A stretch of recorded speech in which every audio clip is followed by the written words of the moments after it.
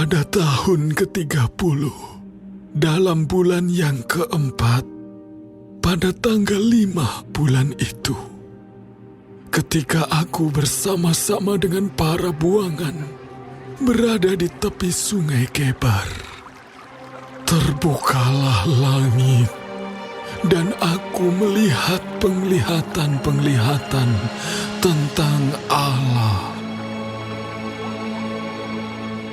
Pada tanggal 5 bulan itu, yaitu tahun kelima, sesudah Raja Yoyakin dibuang, datanglah firman Tuhan kepada Imam Yehezkiel, anak Buzi, di negeri orang Kasdim, di tepi sungai Kebar, dan di sana kekuasaan Tuhan meliputi dia.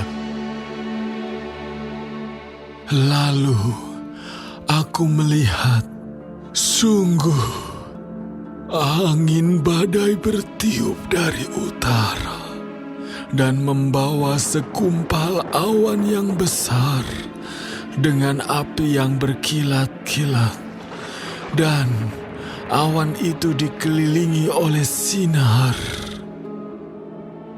Di tengah-tengah api itu, kelihatan seperti suasa mengkilat.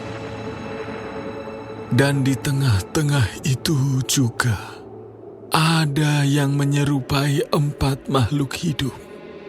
Dan beginilah kelihatannya mereka.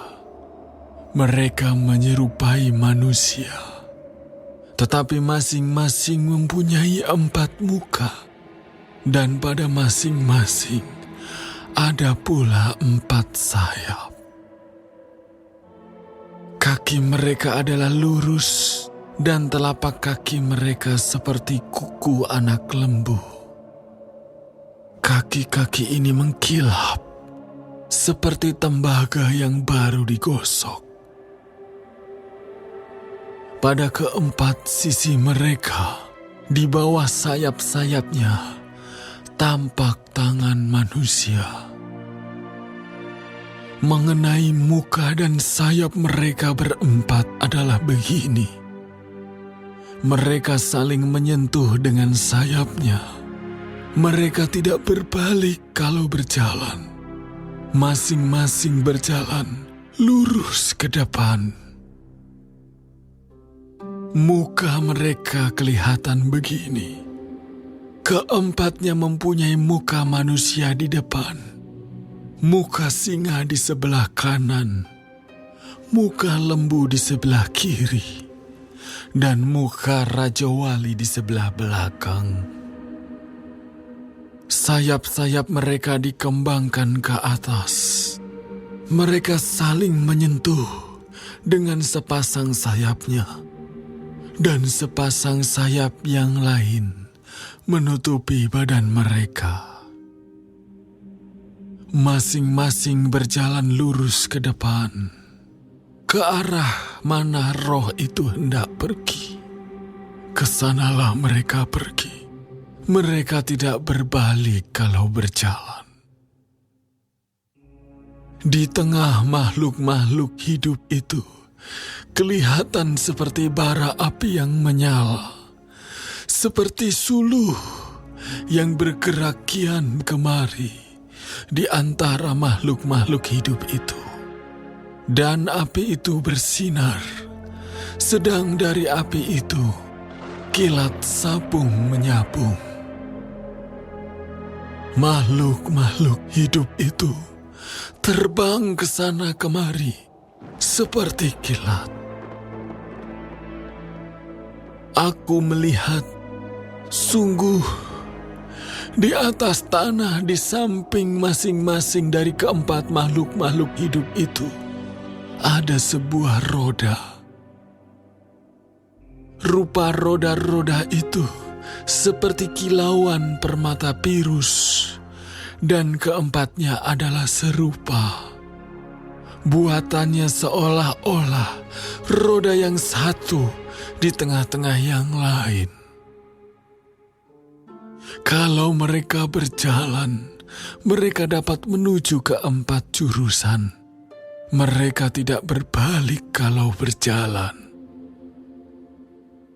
Mereka mempunyai lingkar, dan aku melihat bahwa sekeliling lingkar yang 4 itu penuh dengan mata. Kalau makhluk-makhluk hidup itu berjalan, roda-roda itu juga berjalan di samping mereka. Dan kalau makhluk-makhluk hidup itu terangkat dari atas tanah, roda-roda itu turut terangkat. Ke arah mana roh itu hendak pergi, kesanalah mereka pergi. Dan roda-rodanya sama-sama terangkat dengan mereka. Sebab roh makhluk-makhluk hidup itu berada di dalam roda-rodanya. Kalau makhluk-makhluk hidup itu berjalan, roda-roda itu berjalan. Kalau mereka berhenti, roda-roda itu berhenti. Dan kalau mereka terangkat dari tanah, roda-roda itu sama-sama terangkat dengan mereka. Sebab roh makhluk-makhluk hidup itu berada di dalam roda-rodanya.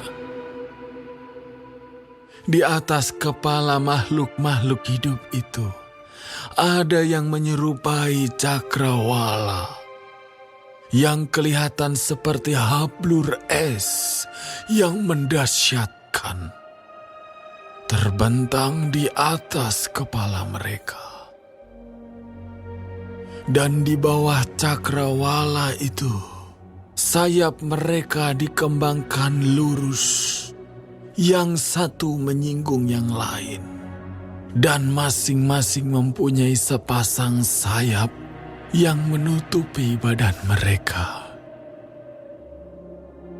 Kalau mereka berjalan, aku mendengar suara sayapnya seperti suara air terjun yang menderu, seperti suara yang maha kuasa, seperti keributan laskar yang besar.